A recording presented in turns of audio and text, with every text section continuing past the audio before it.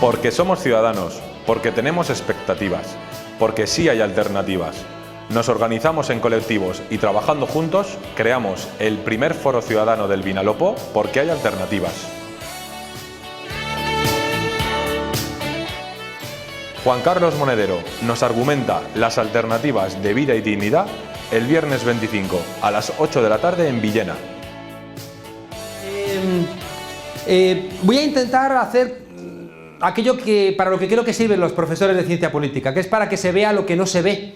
Porque para contar lo que ya es evidente, pues ya tenemos muchos lugares. Entonces voy a intentar dar algunas herramientas que les puedan servir para mirar ángulos que por lo general no están iluminados. Ángulos que permiten ver las cosas desde otra perspectiva y que a lo mejor nos ayudan a salir de cierta parálisis, ¿no? Yo creo que todos los días encontramos informaciones que dan ganas, no sé, de decir, paren el tren que me bajo, ¿no? De hecho, viniendo en el tren para acá, he mirado el ABC y me ha pasado, porque van ustedes a creer que es broma, ¿no? Pero hoy hay una noticia en el ABC que dice: Manolo Escobar, nuestro Elvis Presley. Y yo le mira varias veces y dice, coño, ¿lo dice de verdad? Entonces, lo que he lamentado, porque sería un artículo que hubiera escrito yo. Claro, pues yo he escrito Manolo Escobar, nuestro Elvis Presley, es otra cosita, ¿no? Pero lo escriben en el ABC y es que se creen ahí, Manolo Escobar, ahí, bueno, da igual.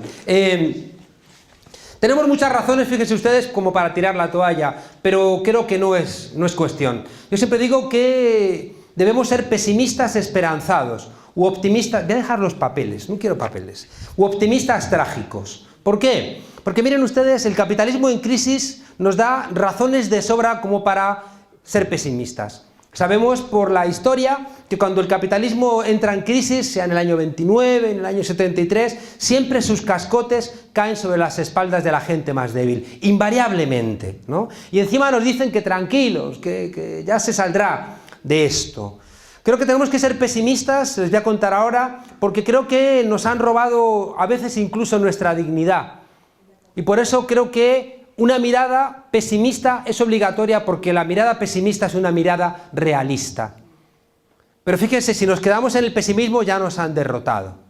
Decía Antonio Gramsci, en un tiempo histórico donde los líderes de la izquierda también eran grandes intelectuales. No estoy criticando a nadie. Pero hubo un tiempo en donde los líderes de la izquierda, como Antonio Gramsci, el secretario general del Partido Comunista Italiano, era un tipo que renovó todo el pensamiento marxista. Y él decía que frente al pesimismo de la inteligencia había que oponer el optimismo de la voluntad. De alguna manera, fíjense ustedes, hay un poema de Pessoa que siempre me pareció muy hermoso, y si ya no puedo creer que nada sea verdadero, ¿por qué sigue cada noche la luz de la luna viniendo a batir la hierba, ¿no? Si todo es un estercolero, ¿por qué sigo viendo rasgos de belleza en algunos sitios, ¿no? Yo creo que lo que diferencia a una persona conservadora de una persona progresista es que seguimos teniendo una confianza, a veces no sabemos por qué, pero seguimos teniendo confianza en la gente. En el momento en que la perdemos, nos han derrotado. En el momento en que creemos, fíjense ustedes, en el momento en que creemos que ya tenemos razones acumuladas para dejar de pelear, nos han derrotado. Eso lo sabe muy bien un tipo como Berlusconi, que le dice a los italianos, sean ustedes como yo. Miren, me va bien, tengo un estupendo traje, me llevo a las jovencitas que quiero, gano mucho dinero, sean ustedes sinvergüenzas como yo. Y esa oferta cala en alguna gente. En el momento en que tú escuchas ese discurso y te parece aceptable, te conviertes en un canalla. Fíjense ustedes que estamos en un momento histórico, así comienza el libro este del curso urgente, estamos en un momento histórico en donde los canallas están envalentonados y la gente decente está perpleja. ¿Saben ustedes por qué? Porque estamos en un mundo en donde todo se ha convertido en mercancías, todo se puede comprar, cualquier cosa. Y lo único que me diferencia a mí de ser un pobre o ser un rey que tiene acceso a todo es tener dinero. Y si tengo dinero lo puedo comprar todo. Amor, cariño, amistad, bienes, casa, sanidad, un riñón, lo que quiera. Y fíjense ustedes qué pecado de omnipotencia. Alguien que cree que porque tiene dinero puede comprar a la gente. ¿Cómo no recordar al bueno de Rousseau, que que en el contrato social decía: una sociedad justa es una sociedad donde nadie es tan rico como para poder comprar a otra persona y nadie es tan pobre como para tener que venderse. En cambio, fíjense ustedes, estamos en un momento en donde los canallas dicen: todo está a mi disposición. En cambio, la gente decente dice: yo no quiero ser víctima, pero no estoy dispuesta a pagar el precio de convertirme en verdugo para no ser víctima. Y ahí estamos entonces en una cierta parálisis de no querer, ya digo, ser abducidos, de no querer formar parte ya de ese batallón de zombies. Qué bueno que las películas de zombies estén de moda. ¿Y por qué están de moda? Porque estamos en un mundo muy depredador, donde nos comemos unos a otros. Y fíjense qué curioso. ¿Saben qué es lo más llamativo de las películas de zombies? Que los zombies tienen por fuera las cosas que tienen que estar por dentro. Tienen las vísceras, la sangre, los riñones. Se parece mucho a lo que está ocurriendo ahora. Cuando yo veía hace 3 días a Narcís Serra saliendo de los juzgados riéndose,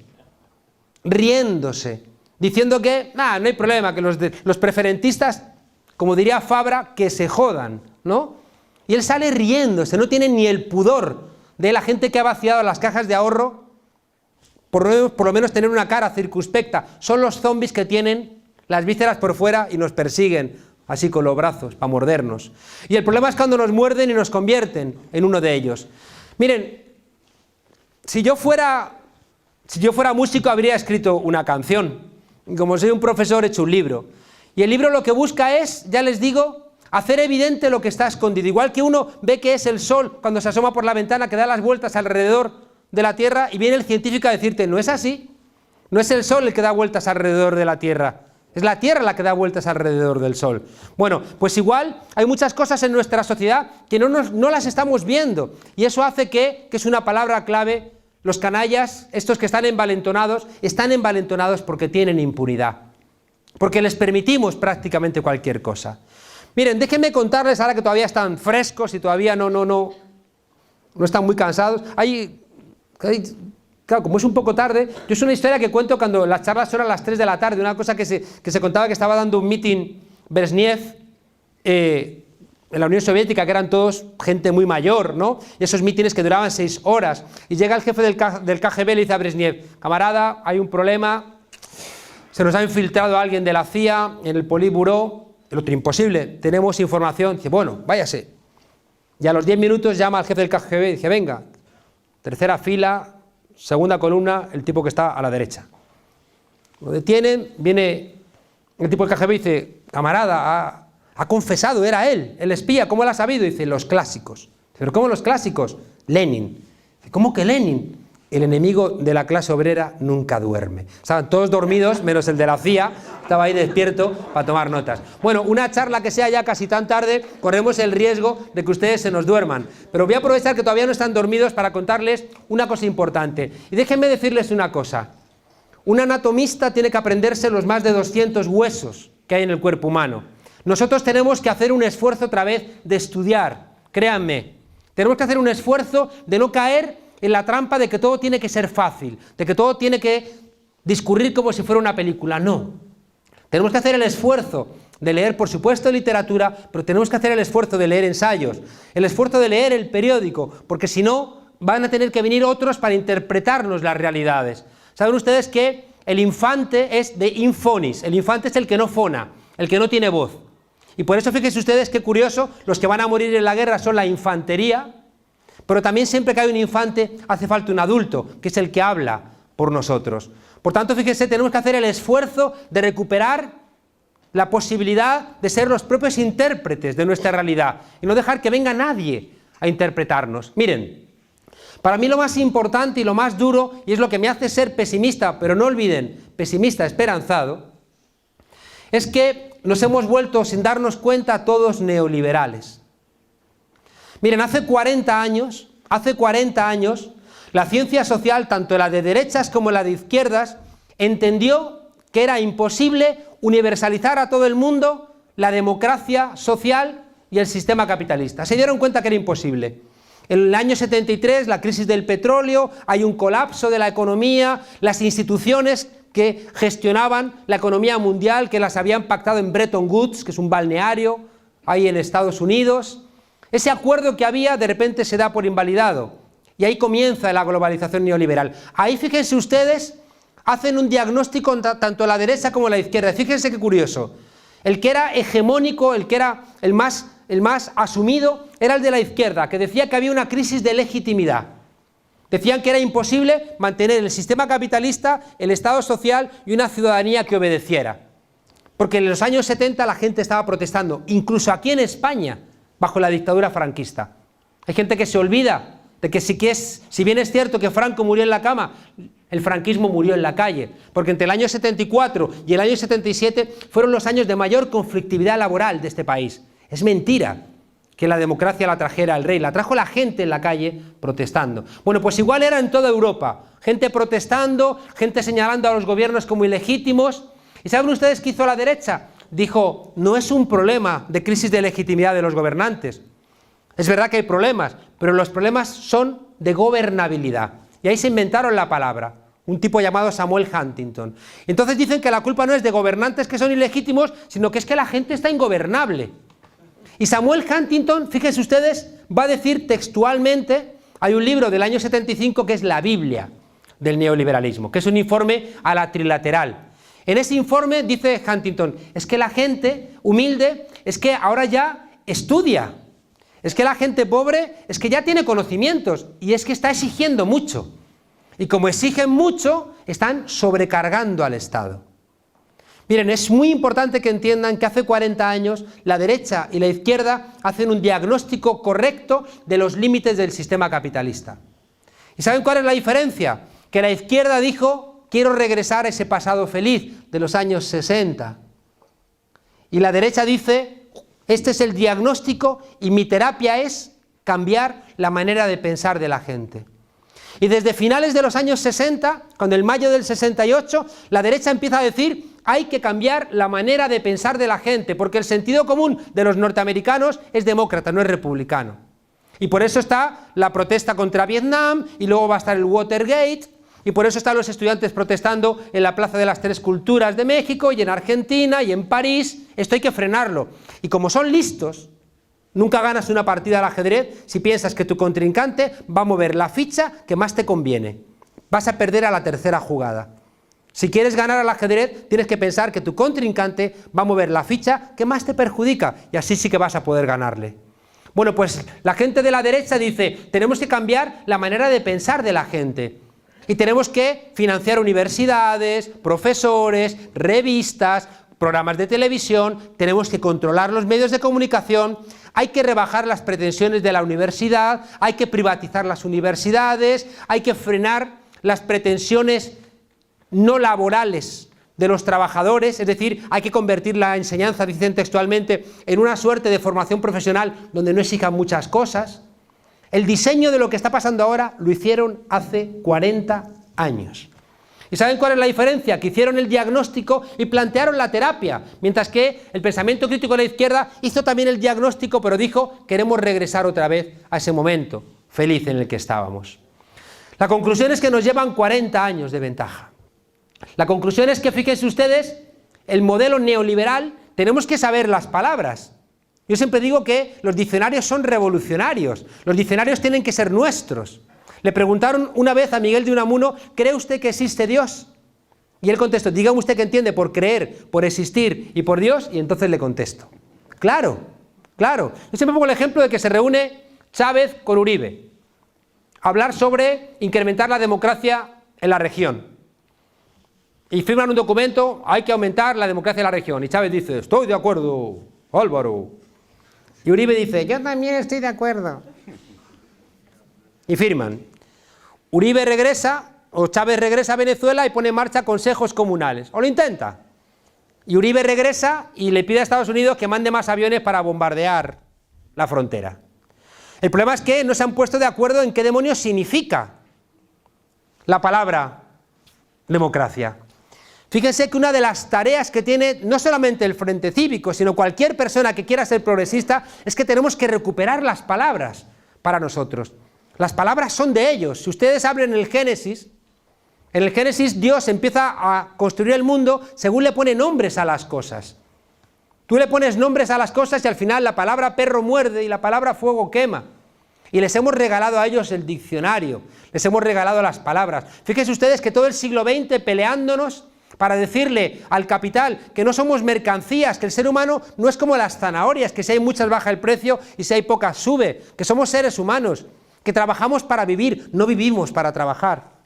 Y de repente hasta los sindicatos hablan de mercado de trabajo.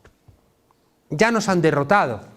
En el momento en que ellos son capaces de convencernos de que utilicemos el lenguaje, nos han derrotado. En el momento en que entendemos que hay que apostar por la gobernabilidad, y yo les digo, no, yo no quiero apostar por la gobernabilidad. Nos dicen que los problemas, fíjense ustedes, no son políticos, nos dicen que los problemas son técnicos, que por tanto no hagamos conflictos políticos, porque los técnicos pueden solventar los problemas.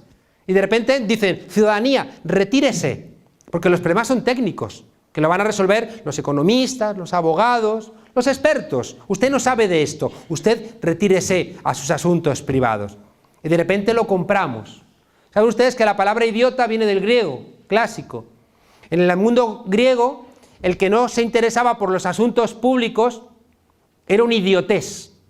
Y tenía una enfermedad que se llamaba idión, que era el que no te interesara los asuntos de los demás. Para ellos, que vivían en el ágora, que a alguien no le interesara los asuntos de los demás, decían, está enfermo.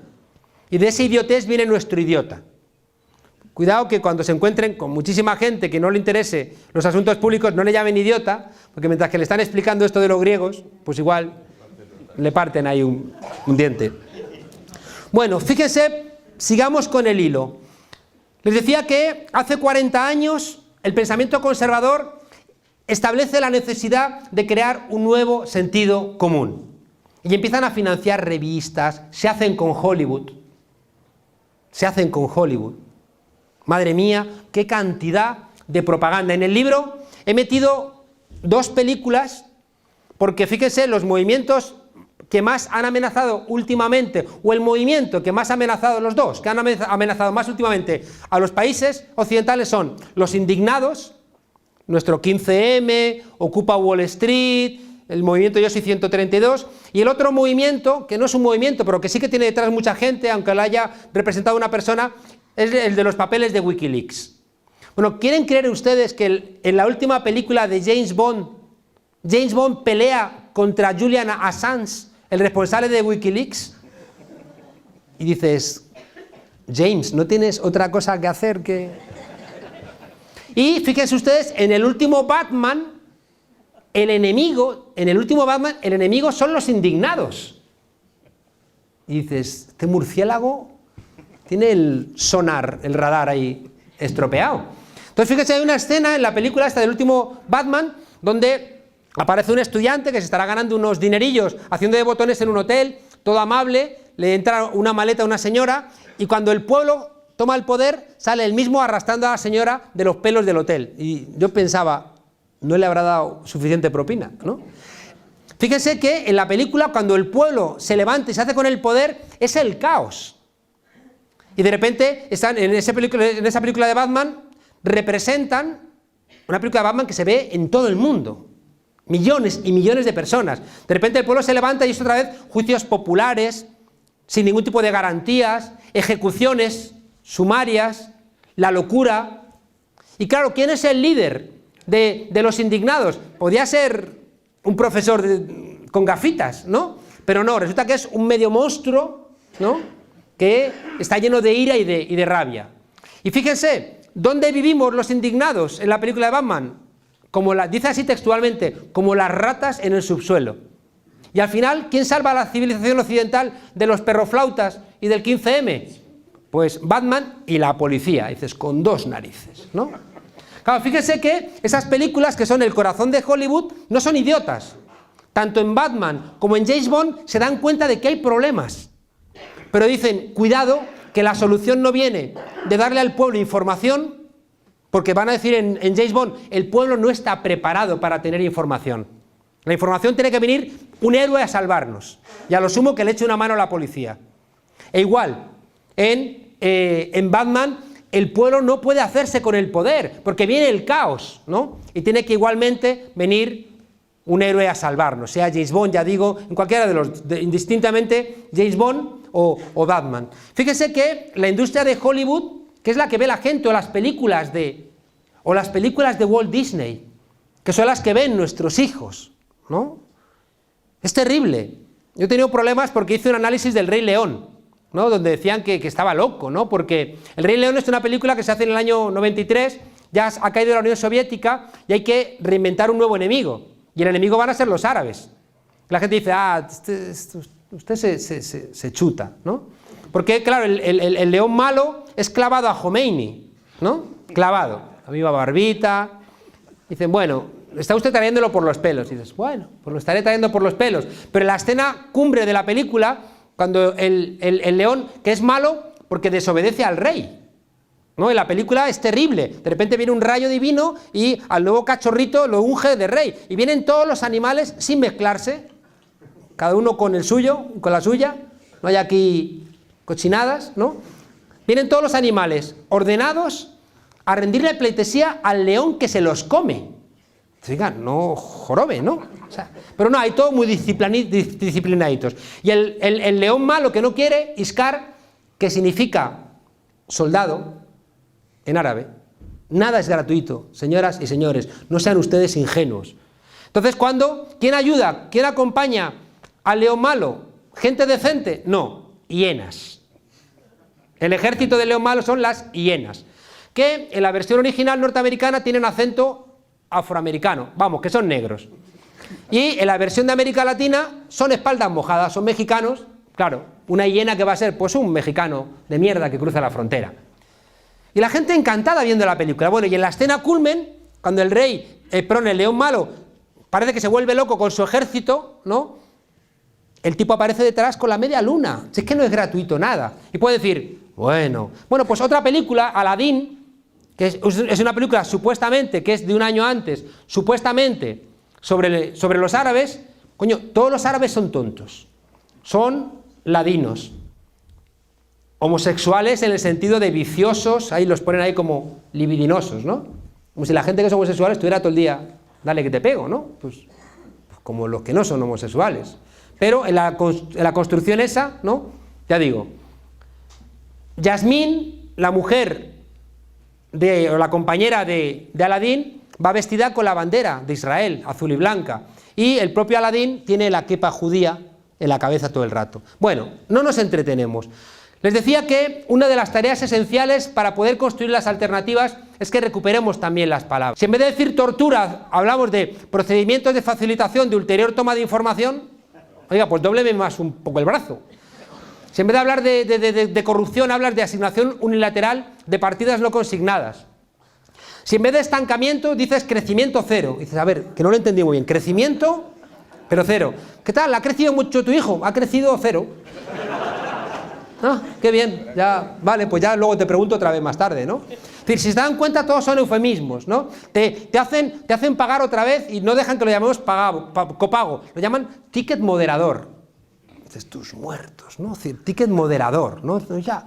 Entonces, fíjense ustedes, y hay cosas que no nos damos cuenta, pero que son todavía más profundas, que van más por dentro, ¿no? Ya les digo, cuando los sindicatos hablan de mercado de trabajo, cuando la izquierda, en vez de apelar al conflicto para solventar problemas, y conflicto no es que nos liemos a palos, no, el conflicto es decir que no.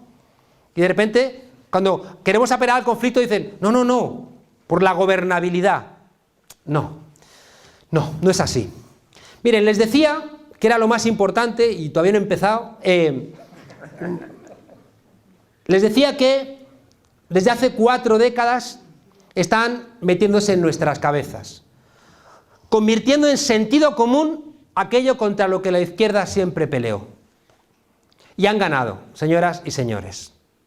El modelo neoliberal, les decía, tenemos que saber qué significa el neoliberalismo. Por eso he empezado a contarles lo de las palabras y les contaba lo de Unamuno. No podemos usar palabras que no sepamos qué significan, porque entonces no nos vamos a poner de acuerdo. Por eso les decía que hay que hacer un esfuerzo de estudiar. El modelo neoliberal tiene 2 grandes principios de fondo. Uno es el individualismo y el otro es la competitividad. El modelo neoliberal ha convertido en un sentido común que nos pensemos no como un nosotros, sino que nos pensemos como un yo. Como cuando cayó la República Democrática Alemana y perdieron el libro de estudiar, y la República Democrática Alemana era muy disparate, ¿eh? Si quieren podemos comentarlo, pero tenían el libro para aprender a estudiar, se llamaba Nuestro primer libro. En cambio, cuando tienes el primer libro para aprender a estudiar de la República Federal, se llama Mi primer libro. Empiezan ya, les digo, a meternos concepciones individualistas. Desde el National Geographic, que vemos documentales donde es inevitable que el grande se coma al chico. Y de repente escribe Dawkins un libro del gen egoísta y se convierte en el libro que tienen que vulgarizar hasta que todos pensemos que realmente todos tenemos un gen egoísta, cuando es mentira. Cuando otros premios Nobel silenciados como Lynn Margulis te demuestra que lo que realmente nos ha traído aquí es la cooperación y no la competición. Es mentira. Tenemos un seguro biológico de supervivencia, todos, que está basado en la reciprocidad. Tenemos empatía. Si es que vemos a alguien triste y nos ponemos tristes, y vemos a alguien sonreír y sonreímos. Ya nos ha venido a contar la neurobiología, hay un capítulo en el libro de neurobiología para demostrarnos que tenemos neuronas espejo, que es la que nos hacen interpretar los sentimientos de los demás. Sabemos leer la cara de los demás y nos entristecemos ante una cara triste. Y sabemos que cuando uno bosteza, los demás bostezan. Cuando alguien llora, los demás lloran. Y cuando alguien duele, a nosotros también nos duele. Es que hay 1000 experimentos donde monos, incluso ratas, aplican una palanca y le sale alimento y le da un latigazo eléctrico al mono de la jaula de al lado. O a la rata de la jaula de al lado. Y a la tercera vez, ni siquiera las ratas activan la palanca, incluso pasan hambre, porque no soportan los gritos de dolor que están produciéndoles por ellos alimentarse. Conclusión, el sistema capitalista tiene moralmente un nivel por debajo de los monos y de las ratas. Porque le da igual. Es que nos están diciendo que este personaje ectoplásmico de la patronal, que dice, que nos decía que nos fuéramos a trabajar a Laponia, que ahora que dice que hay que aumentar la jornada laboral, pero la jubilación a los 70 años. Y se queda tan oreado, que decía mi abuela. Se queda ahí tan ventiladito, tan refrescado. Mi abuela también me decía alma de cántaro, que me parecía bonito, pero decía que no tenía nada por dentro. Decía, alma de cántaro. Abuela, ¿qué cosas más bonitas me dices? No, y era un insulto. Bueno, fíjense ustedes, por favor, les pido su atención, porque ya me estoy yendo mucho por las ramas. Vamos al meollo. Todos tenemos en la cabeza el individuo. Nos han convencido de que las soluciones individuales son las correctas. Uno va a las librerías y los libros que crecen y crecen y crecen son los libros de autoayuda. En cambio, como yo digo, la autoayuda única válida es la autoayuda colectiva. Y la autoayuda colectiva se llama política. Y política no es solamente lo que hacen los políticos profesionales. Política también es lo que hacemos en la calle. Política es la manifestación de ayer. Política es esta charla. Un hermano decía Oscar Wilde que lo malo del socialismo es que te quita muchas tardes libres, ¿no? Por eso estamos... Si no nos quitara tardes libres, seguramente no lo podríamos construir.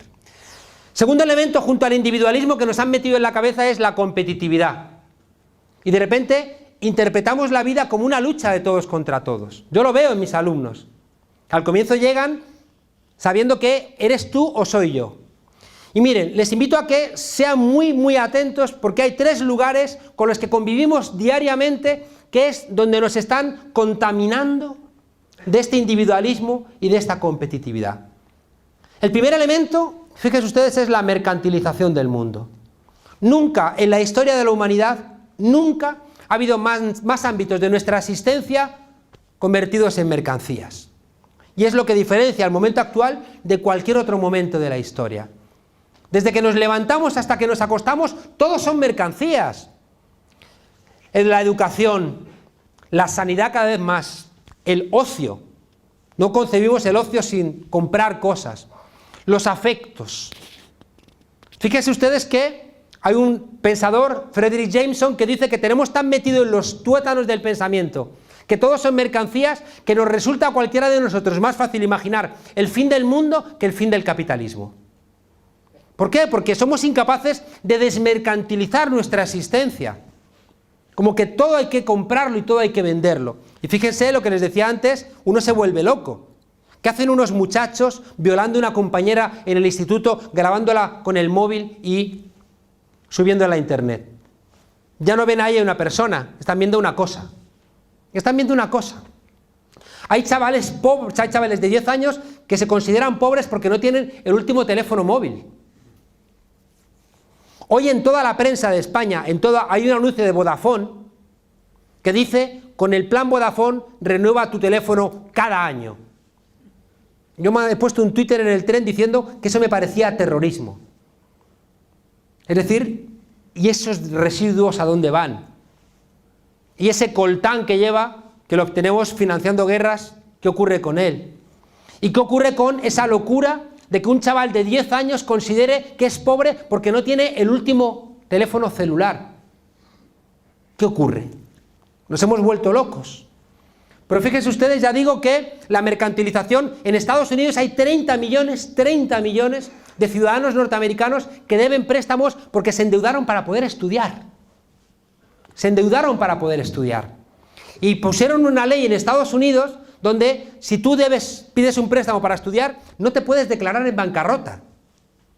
No te dejan declararte en bancarrota y por tanto arrastras la deuda toda la vida. Y fíjense ustedes, qué terrible. Dices, coño, pero si es que he estudiado para poder tener un trabajo. Y al final estamos pagando para que supuestamente nos exploten un poco mejor. Y eso nos lleva, fíjense ustedes, esta mercantilización de nuestra existencia, esto de que prácticamente todo lo vemos como una mercancía, incluso con buena fe. Y nuestros hijos quieren estudiar algo y le decimos, no estudies eso porque no vas a encontrar trabajo. No estudies eso que eso no es competitivo. No hagas esto que... Y somos nosotros también los que vamos asumiendo que nuestros hijos, nuestros amigos, nosotros mismos, que es el segundo gran elemento, que es la precarización laboral. Fíjense ustedes, hemos perdido los derechos laborales y el mundo laboral se ha convertido en una cuestión precaria. Una cuestión precaria que fíjense ustedes qué terrible. Hay una serie de trabajadores, los más mayores, que han vivido un mundo vinculado a los derechos laborales y a través de un trabajo digno, que incluso un trabajo servía para mantener una familia. Hoy con 2 trabajando a veces no llegas. A menudo no llegas. Era un trabajo, ya digo, estable, digno, que te permitía tener una perspectiva, ¿no?, de vida. Podías sindicarte, podías encontrar tu lugar en el mundo vinculado a ese espacio laboral. Eso lo hemos perdido. Yo siempre hablo de la película Full Monty, no sé si la conocen ustedes, que es una película de parados de larga duración en la Inglaterra de Margaret Thatcher, que como ya no tienen dinero para nada, deciden hacer un striptease masculino con la idea de ganar algo de dinero. Y la metáfora es buena porque si no tienes trabajo estás en bolas, estás desnudo. Y hay una escena que siempre me gusta mucho contar, y es que uno de los protagonistas están viendo en una pantalla bailes, en la MTV, viendo bailes para ver cuál va a ser la coreografía, y de repente aparece una flaca ahí agarrando un torno, y el protagonista empieza a gritar: así no se agarra un torno, esa no ha tenido un torno en la puta vida en la mano, eso es mentira. Cosa que era evidente, pero su dignidad era saber manejar esa máquina. Fíjense ustedes que el trabajador de una etapa anterior podía tener una perspectiva vital. Hoy en Europa un trabajo ya no dura de media ni 2 años. Hoy puedes hacer lo que quieras, estudiar, que ya sabes, hoy en el ABC también, me lo he pasado en el tren, el artículo de fondo del ABC implica que se ha terminado el trabajo para siempre y hay que cambiarlo por siempre estar trabajando. Es decir, que uno no va a tener un trabajo para el cual se ha preparado, que le permita hacer su carrera, sino que lo que tienes que tener es trabajos fragmentados durante toda tu vida. Y eso es lo único que vas a poder lograr. Y lo dice hoy en la tercera del ABC un miembro de la Academia de Ciencias Morales y Políticas, un exministro, por supuesto. Y te dicen que olvídese eso de que usted va a tener un trabajo estable, con el cual va a organizar su vida, y va a plantear si puede estudiar, y si va a poder financiar la carrera a sus hijos, y si va a poderse comprar. Olvídese de eso. Lo que le voy a garantizar yo es que puede trabajar 6 meses en Villena, 6 meses en Laponia. ¿O es que no nos acordamos, señoras y señores, que cuando nos ofrecieron el proyecto de Constitución Europea desaparecía el artículo del derecho al trabajo y lo sustituían por el derecho a buscar trabajo? Y no es un chiste. Desaparecía el derecho al trabajo y lo sustituían por el derecho a buscar trabajo. Y una mayoría de españoles le dio el sí a ese proyecto de Constitución Europea. Menos mal que los franceses y los holandeses lo tumbaron. Seguramente porque los franceses tienen de día nacional el día que le cortaron la cabeza al rey. Aquí el único aristócrata que se ha cortado la cabeza fue uno esquiando, pero eso no vale en términos de pedagogía histórica. Claro, no es igual celebrar la toma de la Bastilla, no es igual celebrar a la Resistencia, que aquí en España celebramos el 12 de octubre, que conquistamos América, y en América haciendo unos cortes de mangas. Oiga, dejen de celebrar eso, que se murieron aquí todos los indios, dejen de celebrar eso. Y nosotros hay R que R con el 12 de octubre. Y no sale nadie a decir, lo siento, me he equivocado, no volverá a ocurrir. Bueno, fíjense, no me pierdan el hilo, por favor. Les decía que se nos ha metido en el cerebro ser individualistas, se nos ha metido en el cerebro ser competitivos. Y les decía que hay tres herramientas. La primera es que todo es una mercancía y por tanto todo se compra y se vende, incluidos nosotros. Y nosotros hay veces que somos mercancías y hay veces que somos gente que compra esas mercancías. El segundo elemento que les decía, fíjense ustedes, es el de la precarización laboral. Es decir, la gente va a tener siempre frustración de estatus. Es decir, tú siempre vas a estar frustrado ya laboralmente. ¿Y saben a qué nos lleva esa frustración? Primero a tener miedo, constantemente. Constantemente tener miedo de que vamos a perder el trabajo, de que un golpe de mala suerte nos va a bajar en la escala social. Y hay gente, fíjense ustedes, no es nada gracioso, hay gente que se mete en el quirófano para ser más empleable. Y hay gente que se opera los pechos, se opera el trasero, se opera la cara para ser más empleable. Y dices, ¿nos hemos vuelto locos o qué? El tercer elemento que se nos cuela en el día a día, claro, fíjense, no hay otra cosa importante, fíjense en la importancia de las palabras. Yo siempre digo que en Estados Unidos no hay pobres.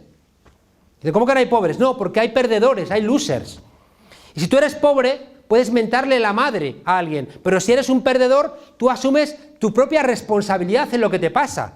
Y si tú asumes que lo que te pasa es tu propia responsabilidad, olvídate de que vas a protestar. Si tú interiorizas que tú eres el culpable porque no has estudiado chino mandarín a las 3 de la madrugada por internet y por eso no te has colocado, es tu culpa. Mira cómo fulanito sí se ha colocado, ¿no? Y al final, ya digo, traspasan la responsabilidad a la propia persona. Y como estamos individualizados, tenemos dificultades. Y como tú eres mi competidor, ¿cómo voy a competir? ¿Cómo voy a compartir yo contigo la idea de que no soy competitivo si tú te conviertes de pronto? Y nos ponen a competir entre nosotros. El tercer elemento, fíjese, que hace que tengamos todos en la cabeza el neoliberal, creo que es el que ha pretendido conjurar siempre el Frente Cívico, que es la desconexión. Fíjense ustedes, sin darnos cuenta estamos profundamente desconectados, lo cual es curioso. Dice, pero ¿cómo vamos a estar desconectados si vivimos en la era de internet? Estamos desconectados. ¿Saben por qué? Primero porque vivimos en ciudades. En Madrid somos una ciudad donde ni el agua que bebemos, ni la comida que comemos, ni la energía que consumimos viene de Madrid.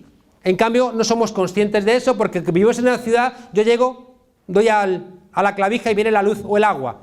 Y me desentiendo. Y me recogen la basura todos los días. En el País Vasco, la gente de Bildu quiere plantear, vamos a repensar el tema de la basura y tiene una rebelión ciudadana porque queremos consumir pero no queremos acumular nuestra propia mierda. No queremos que se nos vea nuestra propia mierda. Somos muy elegantes. Y rápidamente sacar la basura. Y todavía lo más que hacemos a lo mejor es reciclar. Y pese a que veamos constantemente que la bolsa que se llena y se llena sea la más estúpida, la de los recipientes, seguimos sin reflexionar que no podemos seguir creando tanta basura y tantos recipientes.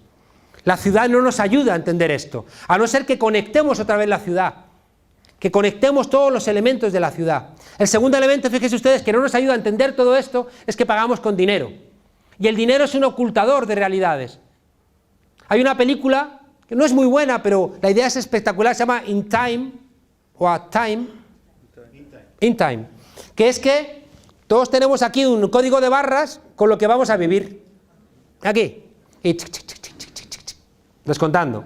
Yo trabajo un día y me pagan el salario y me aumentan 3 horas de vida. Pero me compro una hamburguesa y me quitan 6 horas de vida. Es decir que, ¿por qué es muy interesante esa película? Porque deja claro que lo que compra el dinero es tiempo.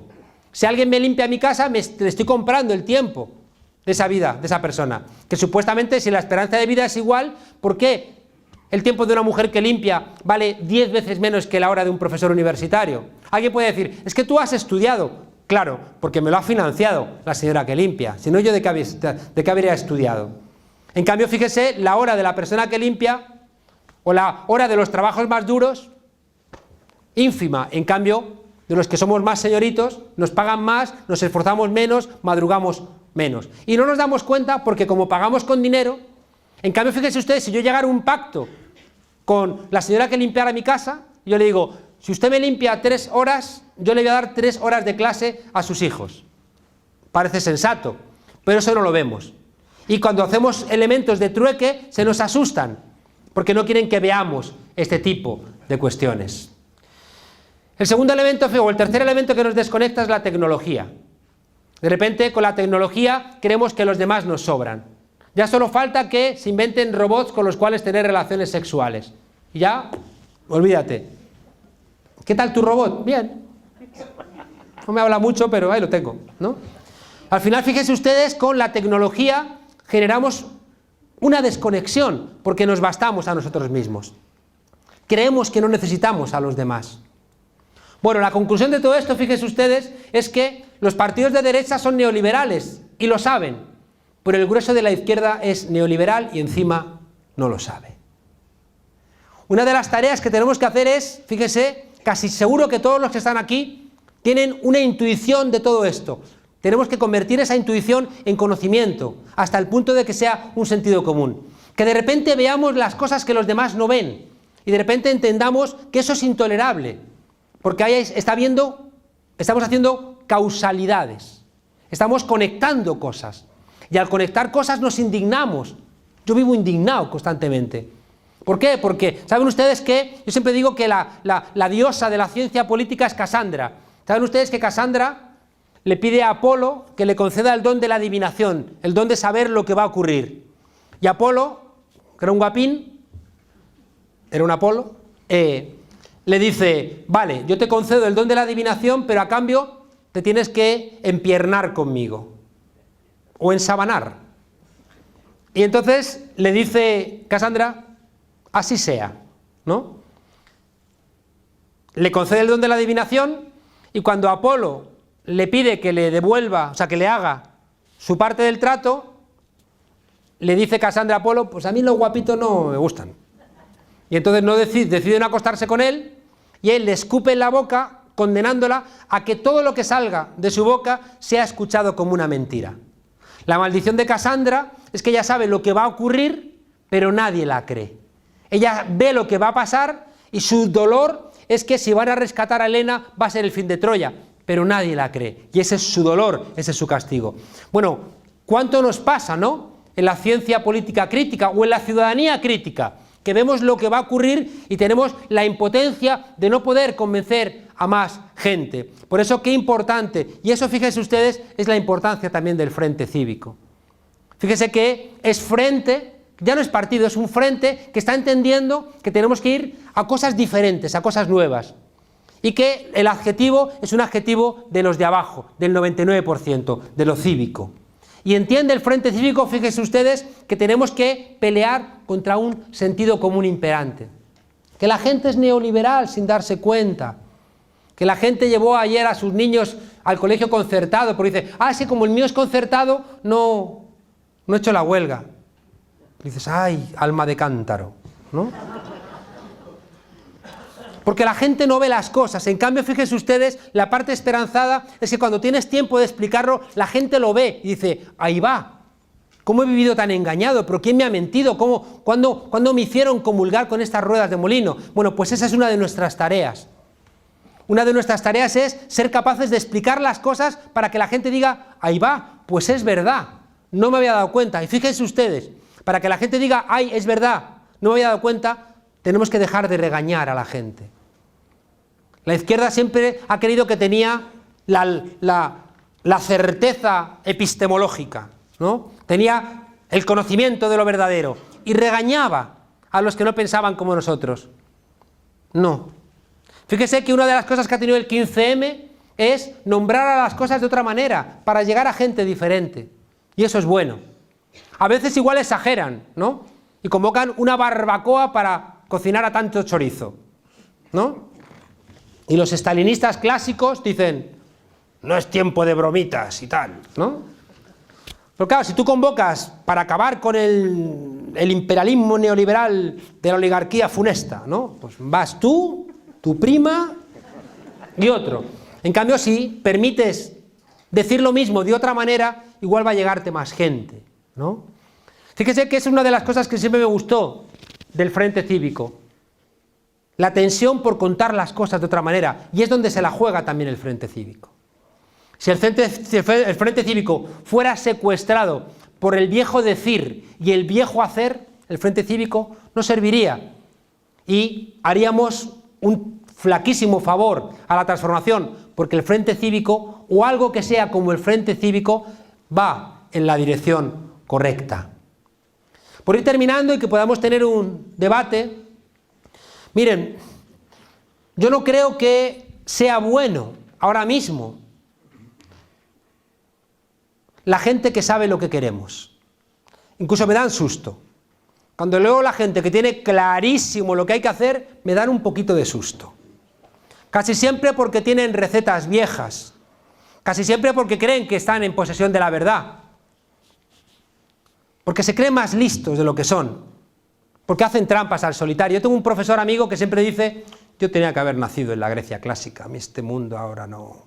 Yo tenía que haber nacido. Y un día me enfadé y le dije, mira, idiota, si tú naces en la Grecia clásica te toca esclavo, ¿no? Claro, es que con ese discursito él pensaba que iba a ser Platón, ¿no? Es que no, que el grueso eran esclavos y tú esclavo, fijo, ¿no? Pues fíjese, necesitamos salir de las trampas del lenguaje. Llevo mucho hablando, ¿no? No, pero es que quiero que ustedes intervengan, pregunten. Yo en Venezuela me gané el enfado del Partido Comunista de Venezuela cuando estaba yo allí de asesor. Porque miren, Chávez era una persona que estaba bastante por delante de su pueblo. Y eso no siempre es positivo. Tienes que encontrar un acompasamiento. Y Chávez lo sabía. Por eso Chávez hablaba tanto, por eso Chávez hacía tantas bromas, por eso Chávez cantaba, porque estaba llevando a su pueblo a un nuevo sentido común. Un pueblo neoliberal, consumista, con la idea del petróleo en la cabeza, y Chávez entendió siempre, o le cambio la manera de pensar a este pueblo, o este pueblo va a seguir siendo rehén de sus verdugos. Y aquí de repente cuando Chávez hacía determinadas cosas para su pueblo, cuando Chávez se reía en público de sí mismo, y ves a un millón de personas en la calle muriéndose de la risa con su presidente. Uno piensa en Rajoy y dices, no lo veo yo eso, ¿eh? No lo veo. Pero Chávez burlándose de sí mismo, porque estaba ayudando a su pueblo a salir del individualismo, de la competitividad, del consumismo, de un mundo mercantilizado, de la asunción de la precariedad y de la desconexión de yo, lo quiero todo, lo quiero ahora. Y por eso Chávez siempre intentaba. ¿Y qué ocurre? Que Chávez en 2005 cree que ya la cosa estaba más madura y dice, vamos hacia el socialismo. Y de repente mucha gente dice, sí, hacia el socialismo. Y todavía no estaba para mucha gente la cosa madura. Y ahí, si ahora Maduro puede madurarla más. Chiste más malo y más patético acabo de hacer. Perdona, Nicolás. Contaba en Venezuela una historia que igual me han ustedes oído alguna vez contar, que es que le preguntan a un camarada comunista, muy de izquierdas, muy solidario, muy comprometido, de eso, yo sí. Le dicen, oye, si tú tuvieras 2 fincas, ¿qué harías? Una para mí y otra para el partido. Y si tuvieras 2 Rolls Royce, uno para mí y otro para el partido. Y si tuvieras 2 aviones, pues uno para mí y otro para el partido. Y si tuvieras 2 gallinas, el tipo se pone a pensar, dice, oye, ¿no dudas en aviones, fincas, Rolls Royce, con lo caros que son, y 2 miserables gallinas dudas? Dice, no, es que las gallinas sí las tengo, ¿no? Fíjense que hay mucha gente que a menudo nos da con su marxismo en la cabeza. Hay mucha gente que nos da con su catecismo de izquierdista en la cabeza. Y yo creo que una de las cosas que siempre me ha gustado de una expresión política como la del Frente Cívico es que no le daba a nadie con nada en la cabeza, igual que el 15M, no le daba a nadie con nada en la cabeza, y ese ha sido el éxito del 15M, ¿no? Es decir, el no querer convencer a la gente, sino ayudar a la gente a que encontrara su propia solución. A mí el 15M me ayudó muchísimo. Hay gente que dice, tú fuiste asesor de Chávez, y yo a menudo digo, no, Chávez me asesoraba a mí. Chávez me asesoraba a mí. Igual que, fíjense ustedes, hay gente que dice, no, tú estabas en la organización del 15M, y digo, mentira, mentira. El 15M se autoorganizó, y el 15M al revés, nos enseñó, a los profesores que veníamos con este discurso, nos enseñó muchas cosas. Muchas cosas. Termino, como les quería decir. Tenemos que hacer un esfuerzo, ya digo, de, como yo le digo a mis alumnos, ser como Neo al final de Matrix, salirnos de nosotros mismos para vernos desde fuera, para ver realmente nuestro comportamiento, para vernos como sujetos que qué hacemos en el día a día. Creo que es muy importante, fíjense ustedes, creo que es muy importante, y esta es de las estrategias principales, romper con lo que ha sido el principal arma de nuestros enemigos, que es convencernos de que no había alternativa. Stiglitz y Paul Krugman, Nobeles de Economía, del otro lado, pero que se han venido un poquito para este. Hay una frase que yo odio, que siempre dices, fulanito que no es nada sospechoso, que es una manera de decir que nosotros sí somos sospechosos, por tanto lo que digamos nosotros no es creíble. Ah, pero se lo dice fulanito que no es sospechoso. Bueno, Stiglitz y Paul Krugman, premios Nobel de Economía, han insistido, fíjense, y esto es muy importante entenderlo, han insistido que no había detrás del neoliberalismo ningún tipo de evidencia, ni teórica ni empírica, que ha sido todo un montaje. Que no había evidencia teórica ni empírica de que tú abres las fronteras a los bienes exteriores y aumentas tus exportaciones. Mentira. No había evidencia de que les bajas los impuestos a los ricos y aumenta la inversión. Mentira. No hay ningún tipo de evidencia ni teórica ni empírica, sino todo lo contrario, de que les bajas los salarios a los trabajadores y aumenta el empleo. Mentira. Cuando viene la crisis del capitalismo, ¿qué hacen ellos? Acabar con un país. El año 73 es clave. Y en el año 73 hay un país que quiere, en la crisis del capitalismo, hacer las cosas de otra manera. Y le dicen, no te vamos a dejar. Que es el Chile de Salvador Allende. Un socialismo con rostro humano, un socialismo democrático. Y dicen, esto es súper peligroso. Tuvieron que pasar casi 40 años para volver a editar un socialismo electoral. En Venezuela, en Bolivia, en Ecuador. ¿Por qué? Porque no lo han permitido. Y de repente lo intentó el Frente Popular con Salvador Allende, nacionalizar empresas, nacionalizar los bienes básicos, golpe de Estado y aquello se acabó, ¿no? No iban a dejar poner en marcha esa historia. ¿A quién le dan? ¿A quién llama Pinochet para que le organice la economía? A Milton Friedman y a su maestro que era Friedrich Hayek. ¿A quién le dan el premio Nobel en el año 74? A Friedrich Hayek. ¿A quién le dan el premio Nobel de Economía? No sé si el 75 o el 76. A Milton Friedman. Y así todos los años. Y nosotros como bobos diciendo, estos son los que saben.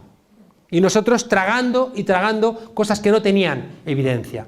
Por tanto, fíjense ustedes, el primer elemento que tenemos que hacer es dejar de asumir que lo que ellos nos dicen tiene algún tipo de credibilidad. Miren, ahora que tenemos la fortuna de... Bueno, no sé si la fortuna, ¿no? Porque yo sufro, que nos invitan a los medios de comunicación, ¿no? Con seres ectoplásmicos, ¿no? Sí, con tipos como, no sé, Javier Granados, que es el tipo que dirigió la comisión del Tamayazo. Esperanza Aguirre fue alcaldesa, pero fue presidenta de la Comunidad de Madrid después de que hubo, si recuerdan, un fraude, donde 2 diputados del PSOE desaparecieron. De ahí viene esa señora, ¿no? ¿Quién fue el que investigó la comisión del Tamayazo? Granados, que es un tipo que le dije en televisión, me di el lujo, como siempre pienso que no me van a invitar más, digo lo que quiero. Y como tenemos la tuerca... Entonces, claro, le digo al tipo, me va a perdonar, pero es que he mirado su biografía y parece que estaba leyendo El Padrino, ¿no? Lean ustedes la biografía de Javier Granados. Entonces, fraudes, le ponen una bomba al coche de su señora, resulta que el coche de su señora no era de su señora, que era de una empresa, que estaba en una recalificación de terrenos, donde él... Es todo una película de gángsters y de mafiosos. Eso sí, el tipo súper bronceado, un bronceado raro, que tienen, me recuerda a la piel del cochinillo asado, es un bronceado así, un marroncito así raro, ¿no? Bueno, pues esta gente cuando discutes con ellos, se te descolocan. El otro día discutiendo con Isabel San Sebastián, se descolocan. Mi amigo Pablito, o sea, discute con ellos y lo que hacen al final es gritarte porque no tienen argumentos. Es decir, les hemos concedido, como decía el camarada Mao, les hemos concedido una entidad que no tienen y que tienen mucho de tigres de papel en el discurso. Y fíjense ustedes, es en el discurso donde tenemos que hacer un esfuerzo extra. Yo por eso he escrito este libro. ¿Por qué? Porque la gente está abducida por este tipo de pensamientos y tenemos que romperlo. Y lo primero que hay que romper, ya les digo, es simplemente decirles que no creerles sus mentiras, no creerles sus mentiras. Aunque pongan cara de que están indignados porque no les creemos, no, es que sabemos que nos estáis mintiendo. Segundo elemento que les decía, importante, yo creo que no es momento de saber lo que queremos, pero es momento de saber lo que no queremos. Miren, llevamos 500 años de sistema capitalista y los últimos 100 años, desde el crack del 29, en declive. Pero no sabemos cuándo se va a acabar. Se va a acabar cuando se acabe en las conciencias. Decía Marx que no hay nada más poderoso que una idea cuando le ha llegado la hora. Tenemos que ser capaces, fíjense ustedes, de empezar a desbaratar su sentido común. En el libro he puesto... ¿Me dejan leerles una cosa o me callo ya? Les voy a leer una cosita. A ver la página. La página es la 75. Dice, cuenta el profesor Vladimir Acosta que en la Guajira venezolana se desempeñaba un cura salmantino bien entregado a su tarea evangelizadora en el Nuevo Mundo. Eso es homenaje a Manolo Escobar.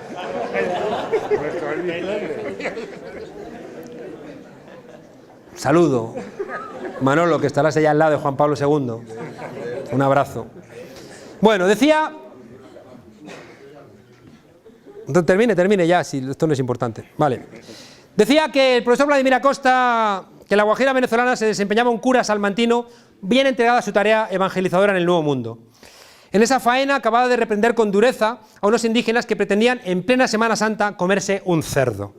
Un Viernes Santo, intolerable, decía el cura, esta violación de los preceptos religiosos. Coman otra cosa, por ejemplo, un chigüire, quedarán en paz con ustedes y con Dios. El chigüire es un roedor típico del país que no tiene ni por asomo las excelencias del puerco, del que gustan, dice el dicho popular, hasta los andares. Pero es plato común en el país y no está prohibido por la doctrina. Con este arreglo, pensó el cura, todos contentos, y el infierno va a ir así rebajando sus contornos. Tras el regaño, continuó el cura con la catequesis y bautizó a los indios, pues se había dispuesto que, si bien tenían alma, portaban aún nombres paganos que no gustaban a Dios. Y dice el cura, en vez de Tamanaco, te llamarás Juan y tendrás un nuevo ser. En vez de Urimare, María. En vez de Guaycaipuro, Fernando. Feliz el cura se sintió satisfecho por haber incorporado a esos ignorantes de Dios a la grey de Occidente, de haber salvado su alma, de haberlos convertido y hecho más grande el imperio moral de su majestad el rey de España. Terminada la ceremonia, se fue el cura a otros menesteres y los indios a los suyos. Pasado un rato, regresó el sacerdote y vio con indignación que los nuevos fieles se estaban comiendo con no poco deleite el cochino asado. Ante los gritos del cura, uno de los indígenas le tranquilizó y cogiéndole del brazo le dijo quedamente, no se preocupe padre, que antes de comérnoslo lo hemos bautizado como chigüire y solo después hemos empezado a comérnoslo, ¿no? Entran 4 macacos, resus. Sube un macaco por la escalera y le cae a todos un chorro enorme de agua helada. Sube otro y otra vez otro chorro de agua helada. Cuando quiere subir un tercero, los demás macacos le dan una paliza y dices, no, ahí arriba no se sube. Eran 5. Sacan a uno de los macacos y entran a uno nuevo que no conoce el experimento. Ve los plátanos, sube por la escalerita y los demás le dan su palicita correspondiente. El otro no entiende muy bien qué demonios ha pasado. Sacan a otro macaco, entra otro nuevo, que por supuesto ve los plátanos, sube por la escalera y le dan una paliza. Y el mono que había entrado y que no sabía por qué le habían dado la paliza, colabora en darle la paliza al mono que acaba de entrar. Y así van sustituyendo a todos los monos, hasta que al final los 5 que hay dentro nunca han recibido la lluvia de agua fría, pero cada vez que entra un mono le dan una paliza espectacular al mono que entra. Uno se imagina, cuento yo en el libro, que uno de los monos le mira a los otros y dice: ¿pero qué hacéis? ¿Pero por qué me estáis dando esta paliza? Y uno de los monos, no se sabe todavía, porque no lo he podido demostrar si era del PP o de UPyD, le dice: aquí las cosas siempre han sido así. Aquí las cosas siempre las hemos hecho de esta manera. No vengas tú a cambiar ni a romper este país. La única solución, fíjense ustedes, es que de repente uno de los monos dé un portazo en la puerta y diga: ahí os quedáis, idiotas. Fíjese, tenemos que romper las trampas también, en donde estamos repitiendo comportamientos que nos impiden crecer y que corresponden, ya digo, que corresponden a nuestros propios carceleros. Tercer elemento que tenemos que hacer: si les decía que no sabemos lo que tenemos que hacer, en cambio, tenemos que tener absoluta certeza de lo que no queremos. Si bien yo no sé lo que quiero, créanme, y he estado colaborando en procesos de transformación, y yo no he sido capaz de definir en qué consistía el socialismo al cual quiero llegar. Y cuando he escuchado a alguien que me lo decía, era un fraude, era un mentiroso. Y era alguien que lo que quería era ponerse la medalla de ser el que tiene el gran programa. En cambio, me gusta mucho la gente que dice: mira, yo no sé lo que quiero, pero tengo muy claro lo que no quiero. Y miren, cada vez que hay alguien que tiene claro algo que no quiere, y cuidado, eso es esencial, no lo quiere no para él y los suyos, sino que no lo quiere para nadie, es una teselita en un mosaico que lo vamos a poner en la pared. Y cuando juntemos todas esas teselas, vamos a ver que se va construyendo el nuevo dibujo. Esto implica, fíjense ustedes, esto implica, como decía Gramsci, este tipo tan lúcido, que las batallas de las ideas no se solventan asaltando el Palacio de Invierno, sino que las batallas de las ideas se solventan cuando construyamos una nueva hegemonía, cuando construyamos un nuevo sentido común. Y eso nos lleva, fíjense ustedes, a darle la vuelta a la tesis 11 sobre Feuerbach de Marx. Una tesis que se ha repetido hasta la saciedad, que está en la Universidad Humboldt. Die Philosophen haben die Welt bisher nun interpretiert. Es geht darauf an, sie zu verändern. Lo he dicho en alemán para hacerme el listo. Que parece que eso lo han estudiado ellos. No, también hemos estudiado nosotros. Maruenda, también hemos estudiado nosotros. Y más que tú, y como dice mi amigo Iglesias, tenemos más matrículas que tú. Y como dice mi amiga Tania, sin vergüenza. Bueno, los filósofos hasta ahora solo han interpretado el mundo. De lo que se trata es de transformarlo. Dice la tesis 11 sobre Feuerbach de Marx. Bien, señoras y señores, estoy convencido de que estamos en un momento histórico donde tenemos otra vez que interpretar el mundo. Tenemos otra vez que interpretar el mundo. Eso no significa meternos todos en la biblioteca y dejar de pelear, no. Porque hay un mundo que hemos tardado 200 años en conseguir que lo estamos perdiendo. Como estoy diciendo, las luchas de ayer son los derechos de hoy. Y las luchas de hoy son los derechos de mañana. Y como llevamos desde hace 40 años que no peleamos, por eso estamos perdiendo derechos. Por tanto, fíjense ustedes, yo sé que no quiero que me quiten la sanidad pública, yo sé que no quiero que me quiten la educación pública, yo sé que no quiero que me aumente la edad de jubilación, yo todo eso sé que no lo quiero, y no lo quiero no solamente para mí, no lo quiero para nadie. Y por eso no estoy solo, y por eso creo que eso me va orientando. Pero necesito también estudiar, primero para demostrar que ellos lo que dicen es mentira. Necesito estudiar para desmantelar todas sus construcciones. Necesito estudiar para construir nuestra alternativa. Necesito saber, ir aproximándome a esos contornos de cómo vamos a poder conseguir un mundo diferente, donde ya no nos valen las certezas del pasado. Los marcadores de certeza social que valían a nuestros mayores ya no nos valen. La gente antes se orientaba por Dios.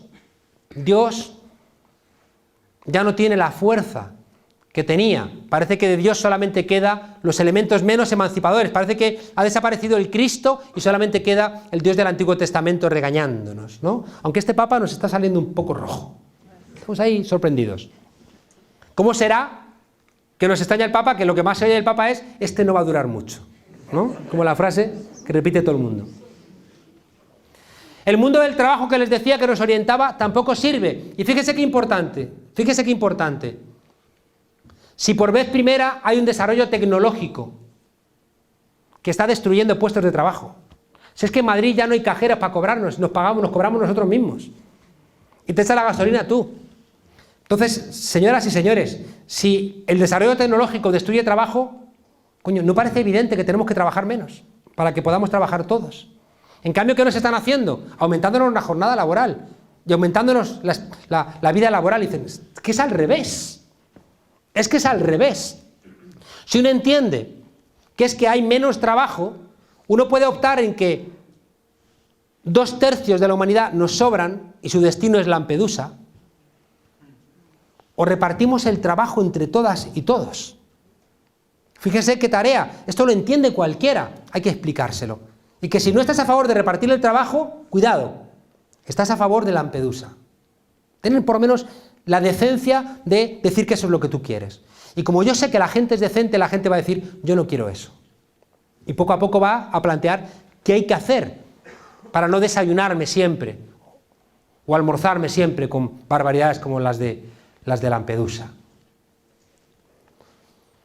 Uno piensa en eso y se le parte, ¿no?, el alma, y dices, uff. Bueno, ¿cómo conseguimos, y termino con esto, cómo conseguimos cambiar la conciencia de la gente? ¿Cómo conseguimos estos elementos que necesitamos que la gente reflexione y que le rompa ese espejo de la madrastra que le dice tú eres la más guapa, tú eres el más guapo? ¿Cómo conseguimos que la gente entienda, ya digo, que hay que repartir el trabajo? ¿Cómo convencemos a la gente de que sería bueno que tuviéramos una renta básica, todos por el simple hecho de ser seres humanos? Una renta básica que fuera lo suficientemente baja como para que no puedas quedarte ahí sin más, y lo suficientemente alta como para que nadie se nos muera de hambre, habiendo posibilidades. Que sea lo suficientemente baja para que no se nos cuelen gorrones, y lo suficientemente alta para que no nos convirtamos también nosotros en víctimas. Convencer a la gente de que una renta básica nos dignifica como seres humanos, mientras que en una sociedad donde la gente se nos muere de hambre, nos convierte sin darnos cuenta en verdugos. Es que, señoras y señores, la diferencia de esperanza de vida entre la gente que ha tenido siempre trabajo, vivienda, ocio, educación, sanidad, puede ser de 15 años. Que hay gente que va a vivir hasta los 75 y hay gente que se va a morir a los 60 o a los 65. Y si de repente nos los pusieran enfrente de la pared, de un paredón, y dispararan, nos indignaríamos. No, como se mueren ellos solos, nos da lo mismo. Bueno, pues hay una relación directa entre tener y no tener trabajo, tener o no tener acceso a sanidad, entre decir o no decir, este mes no puedo pagarme la medicina el mes que viene, o ya voy al médico el mes que viene. Estamos hablando de diferentes esperanzas de vida, de gente que va a vivir muchos años y otros, los de siempre, que van a vivir menos años. Y que por tanto, si lo expresamos así, una renta básica deja de ser una locura y pasa a ser algo de dignidad. ¿Cómo convencemos a la gente? Yo estoy convencido de que necesitamos que la gente tome las decisiones por sí mismos. Miren, en este país nunca nos han preguntado nada. Se murió Franco y no nos preguntaron si queríamos monarquía o república. En este país es mentira que nos preguntaran sobre la Constitución. Yo he visto en Venezuela un país con analfabetos discutiendo la Constitución, y aquí resulta que no podíamos discutir la Constitución.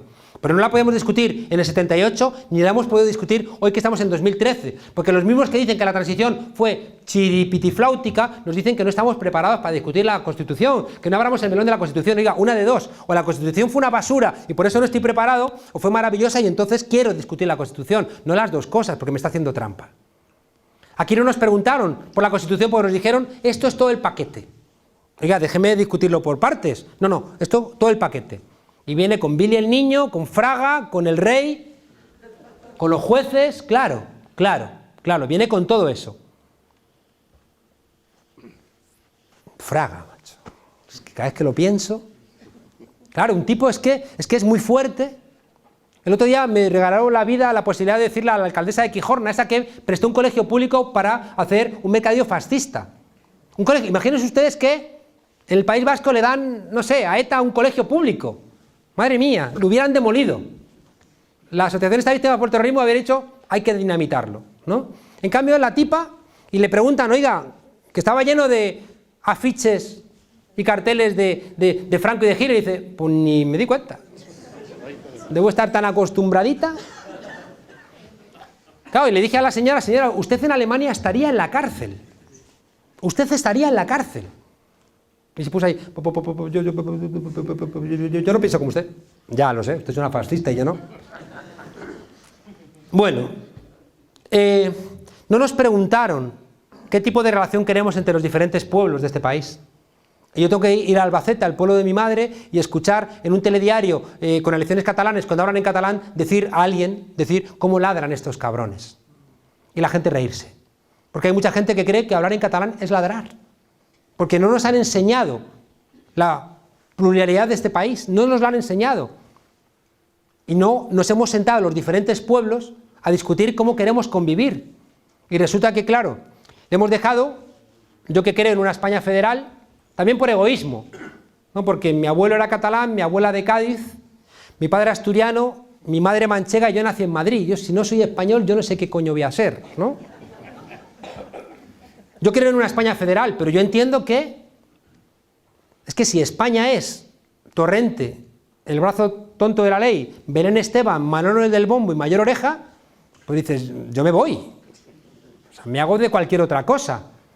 Y hemos dejado la reflexión sobre la España federal, llevamos muchos años sin discutir sobre la idea de España. No la hemos discutido. Y yo quiero que nos sentemos a discutir la realidad territorial de este país. Y quiero que discutamos qué tipo de relación queremos con la Iglesia. Es que nos acaban de hacer la ley de educación, la Iglesia otra vez. Y nos han sacado educación para la ciudadanía. Y van a computar la asignatura de religión. Y le estamos dando en Madrid y en muchos sitios suelo público para los colegios concertados. Y es que si nos descuidamos, van a prohibir explicar a Darwin, y nos van a explicar otra vez que venimos de Adán y Eva. Quiero discutir qué tipo de relación quiero con Europa. Es decir, quiero que las españolas y españoles se corresponsabilicen de la realidad de este país. Y eso se hace participando. Y por eso creo en un proceso constituyente. Un proceso constituyente porque creo que es la posibilidad de ir más allá de lo que tenemos. Hay gente que dice, no, en la Constitución del 78, mi amigo Cayo Lara dice, en la Constitución del 78 hay posibilidades revolucionarias. Es cierto. Un artículo dice que los poderes públicos removerán cualquier obstáculo que impida el libre desarrollo de los españoles. Es cierto. Pero llevamos 30 años de jurisprudencia negando todo eso. Llevamos 35 años de jueces diciendo que es verdad que hay un derecho a la vivienda digna, pero que está por debajo, por culpa del artículo 55 del derecho a la propiedad privada. Llevamos 35 años de jueces sancionando que aunque diga la Constitución que toda la riqueza debe estar sometida al interés social, no, la riqueza está sometida al interés del IBEX 35, que no pagan impuestos. Por tanto, fíjense ustedes, y yo soy profesor de ciencia política y del sistema político español, estoy absolutamente convencido, pero como científico, que con esta Constitución no vamos muy lejos. Creo que es un momento muy importante de decir a la gente, si estás mal, haz tu parte, aunque no cuente lo del colibrí. Haz tu parte. Y tu parte tienes que obligarte a hacerla cuando te pongan delante de tus ojos la obligación de opinar sobre un texto constitucional que te emplaza a conocer de ese tipo de cuestiones. Es mentira que no nos interese la política. Es mentira. Claro que nos interesa. Es como dice, no, es que el cine es muy malo, por las narices. Es que cuando vale 2,90 €, estaban los cines llenos, antes de ayer, llenos y daba vuelta y cola. En cambio, cuando en la universidad vale 1.600 € el curso, la universidad está vacía. Claro, solamente vienen los que pueden pagarlo, los que vienen estudiados de familia. Por esto, fíjense ustedes, creo firmemente que un proceso constituyente nos libra de cualquier salvador, aunque sea un juez, de cualquier salvador que viene a solventarnos nuestros problemas sin nosotros. Estoy convencido de que la única solución es que de una vez por todas, y eso lo he entendido estudiando en Alemania o viviendo en América Latina, he entendido que aquello de lo que no nos hagamos cargo nosotros, no se va a hacer cargo nadie. Por eso insisto, me gusta el Frente Cívico porque no tiene la urgencia electoral. Me gusta el Frente Cívico porque sabe que tiene que ir convenciendo a gente más allá de sus adscripciones de partido, incluso de sus adscripciones ideológicas. Porque necesitamos por lo menos a 10 millones de personas. ¿Y dónde vamos a conseguir a 10 millones de personas? Regañándoles, dándoles con el micrófono en la cabeza, insultándoles, comprándoles. No. Tenemos que convencerles desde el optimismo de la voluntad, desde esa parte optimista de que tenemos razón, de que sabemos que en la gente ordinaria hay posibilidades extraordinarias, de que sabemos que es verdad que de repente viene ese relámpago e ilumina la noche. La pared está llena de grietas y nosotros nos situamos en la grieta. No cometemos el error de pensar que no hay pared, hay mucha pared, pero nosotros nos hemos situado en la grieta y nos damos cuenta, fíjense ustedes, nos damos cuenta de que la grieta lo que está mandando es la tendencia. Y puede ocurrir como en Túnez, que de repente hay un hecho muy luctuoso, un hecho terrible, como el del pobre Mohamed Bouazizi, que se prende fuego y cae la dictadura de Ben Ali en Túnez.